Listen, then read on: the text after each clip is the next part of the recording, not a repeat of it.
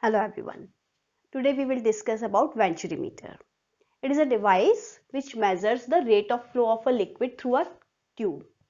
So for this, I have already drawn the diagram. The principle is Bernoulli's theorem, which we know that it states that for an ideal fluid, the sum of pressure energy per unit volume, kinetic energy per unit volume and potential energy per unit volume is constant through any cross section.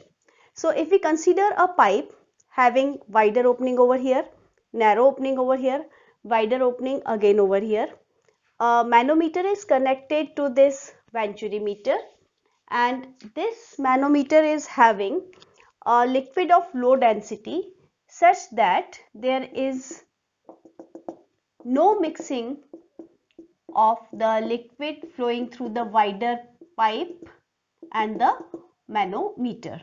So if rho is the density of the liquid flowing through the pipe and rho m is the density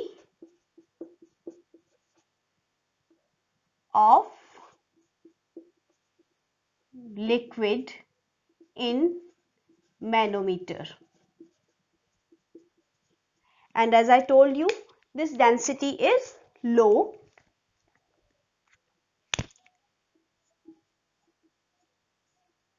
to avoid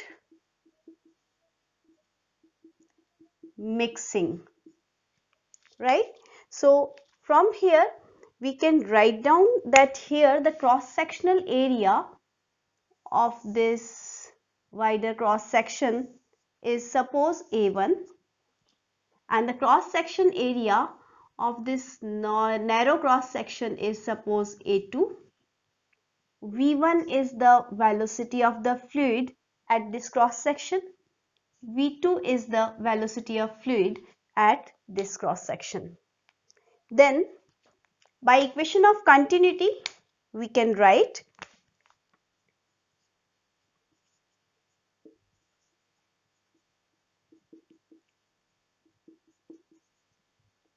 AB is constant.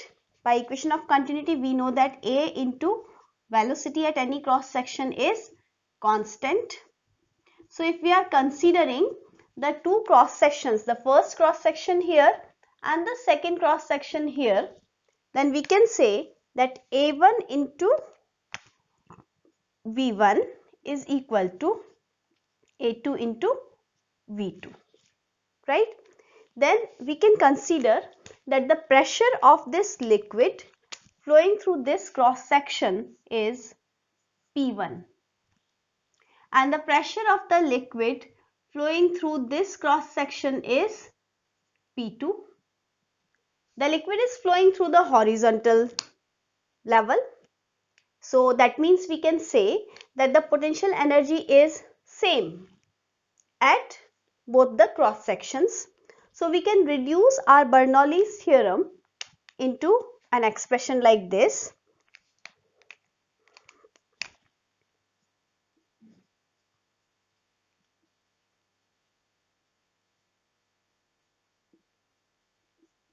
From Bernoulli's theorem, first I am writing the complete theorem, that is P1 plus half rho V1 square plus rho G H is equal to P2 plus half rho V2 square plus rho G H.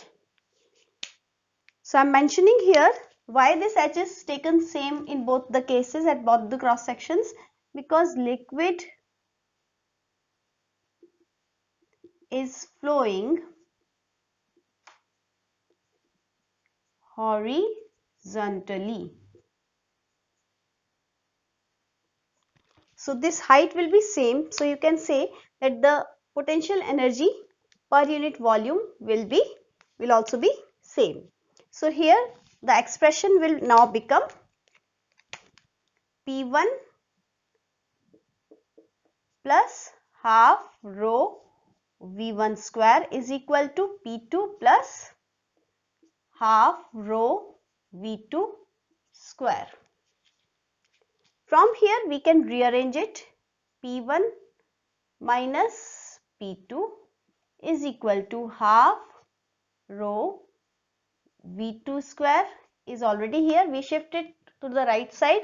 So this expression will become minus. So half rho I have taken common. This will be like this, right?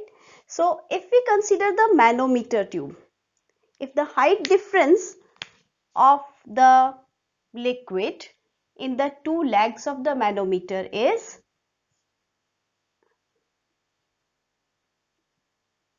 h. If I am taking this as h, I'll mark this as h1, right? So this h1 is actually the height of the liquid from the ground, you can see. So in both the cases h1 is same. So this becomes h. So I can write that this pressure difference. Now this rise of the liquid is to equate the pressure difference. This you will study in the last topic. So this pressure difference, here it will be pressure P1, here it will be pressure P2. So we can mention that this pressure difference P1 will be greater. It is at lower depth, it is at a lower height. So we can say that P1 minus P2 will be equal to H into density of the liquid in manometer. M is suffix, so I am writing it smaller, H rho into G is equal to half rho. I can take V1 square common. So in the bracket what will remain? V2 square upon V1 square minus 1. Now from this equation 1 which we have written from the equation of continuity, we can write V2 upon V1 is equal to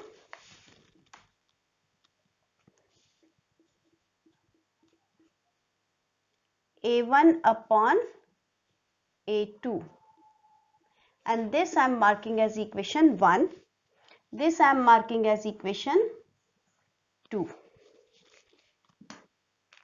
So from 1 in 2 we can write the expression as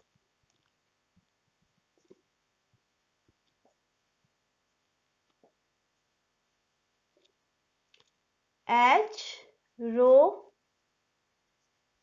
M into G is equal to half rho V1 square, and V2 upon V1 can be replaced by A1 upon A2. So I can write A1 square upon A2 square minus 1. So within the bracket I can mention the reason once again, since V2 upon V1 is equal to A1 upon A2. So this way, this can be simplified like this: half rho V1 square A1 square minus A2 square up.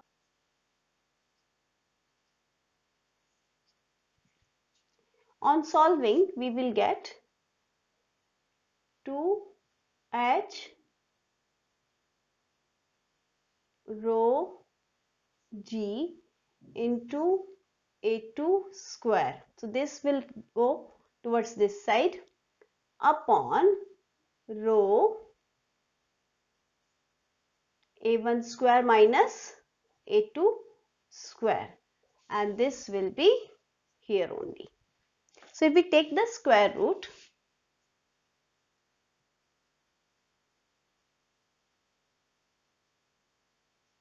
we will get V1. Therefore V1 will be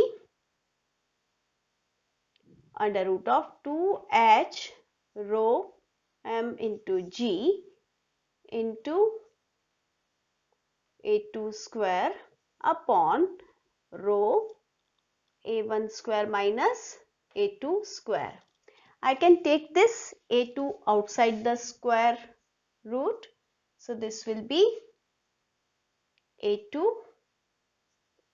under root of 2h rho mg upon rho A1 square minus A2 square.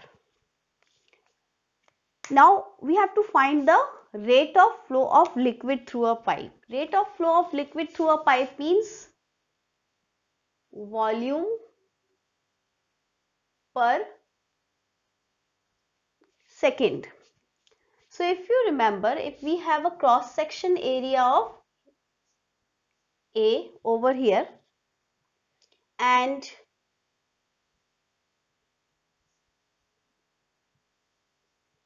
suppose A1 is the cross section area, V1 is the velocity with which the fluid is passing through here.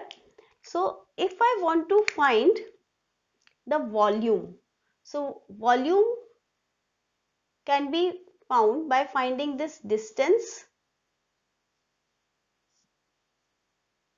So volume can be written as area into height, right?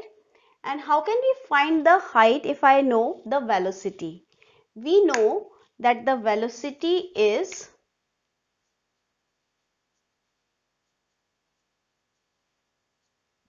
displacement upon time, right? Suppose this displacement x takes place in time delta t. Then how can you write this displacement? This displacement x can be written as v is equal to x upon delta t. Therefore, x is v delta t, right? So x is what? V delta t.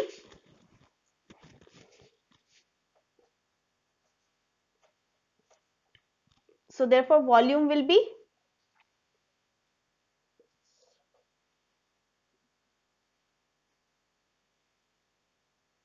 area, that is A1, height is V1 delta t, right? So this will be volume. If I am talking about volume per unit time, that means the time will be 1 second. So I will just mention it. Volume is equal to A1 V1 delta t. So if delta t is equal to 1 second, therefore volume per second will be A1 into V1. So if I put this value in our equation 3, so from 3 in 4, we will get the volume per second. So this will be volume per second is equal to A1 into A2 under root 2h rho mg upon rho A1 square minus A2 square. So this formula becomes A1 into A2 2h rho mg upon rho A1 square minus A2 square. So this was the formula for the volume flowing per second, that is rate of flow of liquid through a pipe, right?